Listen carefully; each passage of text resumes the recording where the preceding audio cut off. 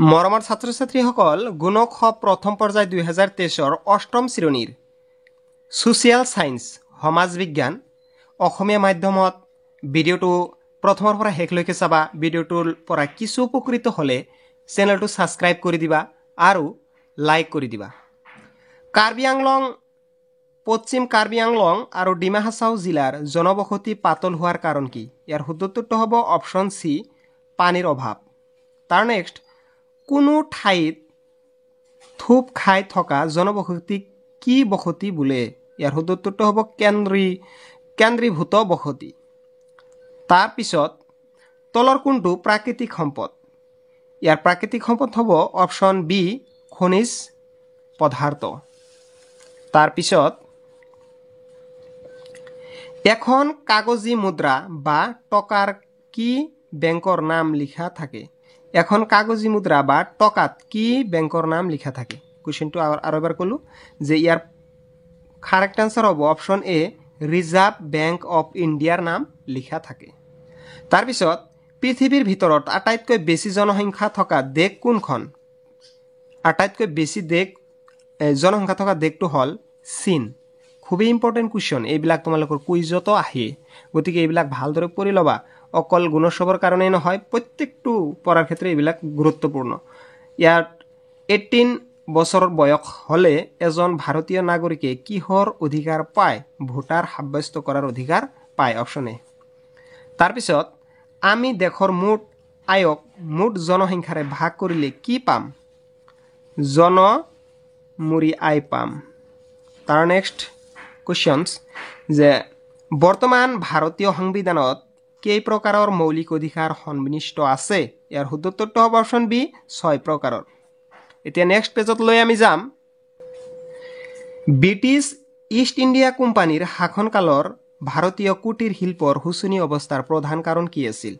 ইয়াৰ প্ৰধান কাৰণ হ'ব অপশ্যন এ ভাৰতীয় শিপিনীক তেওঁলোকৰ দ্বাৰা প্ৰস্তুত কৰা বস্তুৰ কম দামত বিক্ৰী কৰিবলৈ বাধ্য কৰিছিল। তাৰ নেক্সট এটা সুন্দৰভাৱে এটা মেপ দিয়া আছে, মানচিত্ৰ দিয়া আছে। এই মানচিত্ৰৰ পৰা কিবা এটা কুৱেশ্যন সুধিব তোমালোকক যে ব্ৰহ্মপুত্ৰ প্ৰধান উপনৈ সোৱণশিৰিৰ ব্ৰহ্মপুত্ৰৰ কোনটো পাৰেৰে বৈ গৈছে? মেপৰ সহায়ত চিনাক্ত কৰা। আমি এতিয়া চিনাক্ত কৰিম। ইয়াৰ শুদ্ধ উত্তৰটো হ'ব, এইটো আমাৰ বাহিৰ কৰিব লাগিব যে তোমালোকে মেপটো ভালদৰে চাই ল'বা। তোমালোকে পাবা দক্ষিণ পাৰ। কি পাবা? দক্ষিণ পাৰ। তাৰ নেক্সট আমি কুৱেশ্যনলৈ আহিম। জাগ গ্ৰাহক জাগ এই বাক্যটোৰ দ্বাৰা বিজ্ঞাপনত কি উদ্দেশ্য নিহিত হৈ আছে? ইয়াৰ শুদ্ধ উত্তৰটো হ'ব গ্ৰাহকৰ সজাগতা। তাৰ নেক্সট পেজলৈ আমি এতিয়া যাম। তাৰ নেক্সট কুৱেশ্যন ভাৰতৰ খনিজ বলয়ৰ মানচিত্ৰখনৰ দক্ষিণ পশ্চিম বলয়ৰ অন্তৰ্গত দুখন ৰাজ্যৰ নাম চিনাক্ত কৰা। ইয়াত আমাৰ চিনাক্ত কৰিব লাগিব মেপটো চাই। ইয়াত তোমালোকে চিনাক্ত কৰিব পাৰিবা, তোমালোকে যদি ভালদৰে লক্ষ্য কৰা মেপটো, যে তামিলনাডু আৰু কেৰেলা। তোমালোকে ইয়াত পাবা তামিলনাডু আৰু কেৰেলা। গতিকে মেপটো অলপমান ভালকৈ লক্ষ্য কৰি তোমালোকে গুৰুত্ব দিবা। তাৰ নেক্সট কুৱেশ্যন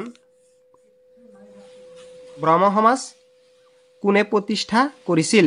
ইয়াৰ শুদ্ধ উত্তৰটো হ'ব অপশ্যন ৰামমোহন ৰায়। ৰজা হ'ব চাগে, কিন্তু ইয়াত ৰজা দিছে, ঠিকে আছে। তাৰ নেক্সট কোনটো কৌশলৰ দ্বাৰা বিক্ৰেতাই গ্ৰাহকক প্ৰতাৰণা কৰিব পাৰে? ইয়াত দিছে ভেজাল বস্তু বিক্ৰী কৰি, এইটোৱেই ৰাইট। তাৰপিছত কোনো বস্তু সম্পদ হ'বলৈ হ'লে তলৰ কোনটো প্ৰয়োজন? ইয়াৰ শুদ্ধ উত্তৰটো হ'ব ই ব্যৱহাৰৰ উপযোগী হ'ব লাগিব। বাহিৰৰ পৰা কিবা এটা শব্দ আহি আছে, যাৰ কাৰণে। তাৰ নেক্সট পেজত মোগলসকলৰ মনজবদাৰী প্ৰথাৰ লগত আহোমসকলৰ কি ব্যৱস্থাৰ মিল দেখা যায়? ইয়াৰ কাৰেক্ট আনসাৰ হ'ব অপশ্যন এইটো হ'ব লাগে চাগে অপশ্যন এ পাইক প্ৰথা। এইটো অলপমান লক্ষ্য কৰিবাচোন, সিমান সঠিকভাৱে ক'ব নোৱাৰিলোঁ। তাৰ নেক্সট মধ্যযুগৰ পৰা বৰ্তমানলৈকে বড়ো মহিলা সমাজত বহুলভাৱে প্ৰচলিত জাতীয় সাজপাৰৰ নাম কি? দখনা। তাৰপিছত অনবীকৰণযোগ্য সম্পদসমূহ কিয় সাৱধানে ব্যৱহাৰ কৰিব লাগে? অপশ্যন সি, মানুহৰ দুৰ্ঘটনাত ঘটিব পাৰে। তাৰপিছত কোনো এজন ব্যক্তিৰ অপৰাধ প্ৰমাণ নোহোৱা পৰ্যন্ত আৰক্ষীয়ে কি কৰিব নোৱাৰে? 24 ঘণ্টাৰ ভিতৰত তেওঁক আটক কৰিব নোৱাৰে। এইটো ৰাইট।